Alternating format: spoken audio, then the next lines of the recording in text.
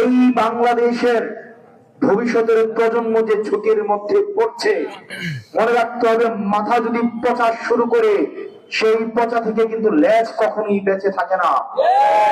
এই পচা মাথা থেকে শুরু হয়েছে এবং এই পচার দায় কিন্তু এই সরকারকে অবশ্যই নিতে হবে।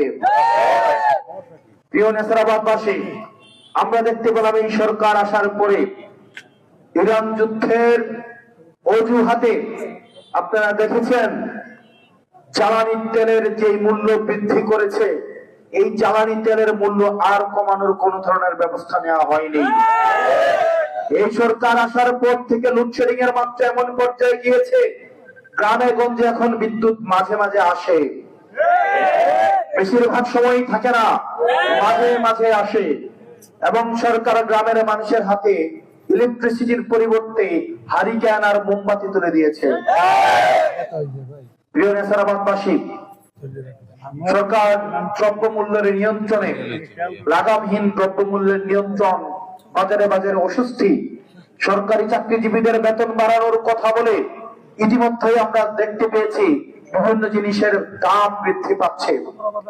সরকারি চাকরিজীবীরা, বিভিন্ন শ্রেণী পেশার চাকরিজীবীরা মানবেতর জীবন যাপন করছে। এগুলো আমরা দেখেছি অতীতের সরকার ভোট চুরি করত, ভোটের আগে ভোটটাকে চুরি করত, কিন্তু এই সরকারকে আমরা দেখেছি ভোটের পরে ওনারা ফলাফল চুরি করেছেন। ওনারা একটা ভোটে সরকার গঠন করেছেন, সরকার গঠন করেই আরেকটা ভোটের ফলাফলকে ওনারা চুরি করে অস্বীকার করছেন। আমরা দেখেছি 70% জনগণ আপনারা হের পক্ষে ভোট দিয়েছেন না, এবং বর্তমান মাননীয় প্রধানমন্ত্রী উনি ওনার নির্বাচনী প্রচারণায় হের পক্ষে ভোট চেয়েছেন কিনা, উনি ওনার প্রতিশ্রুতি ভঙ্গ করছেন। আমরা পড়েছিলাম পথিক তুমি পথ হারাইয়াছো, আমরা দেখতে পাচ্ছি বিএনপি তার পথ হারিয়েছে। এই বিএনপি সরকার তার পথ হারিয়েছে। আমরা দেখেছিলাম কৃষ্ণনগরের সরকার, কৃষ্ণনগরের এক মন্ত্রী, এক রাজা, মন্ত্রীর কুপরামর্শে সেই রাজার পতন কেউ ঠেকাইতে পারে নাই।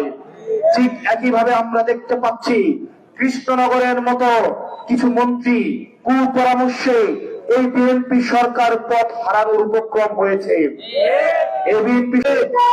এই সরকার যদি মনে করে তারা জনগণের প্রত্যাশা আকাঙ্ক্ষার বিরুদ্ধে অবস্থান নেবে, তাহলে জনগণেরও বিকল্প হয়ে উঠতে সময় লাগবে না। সেটা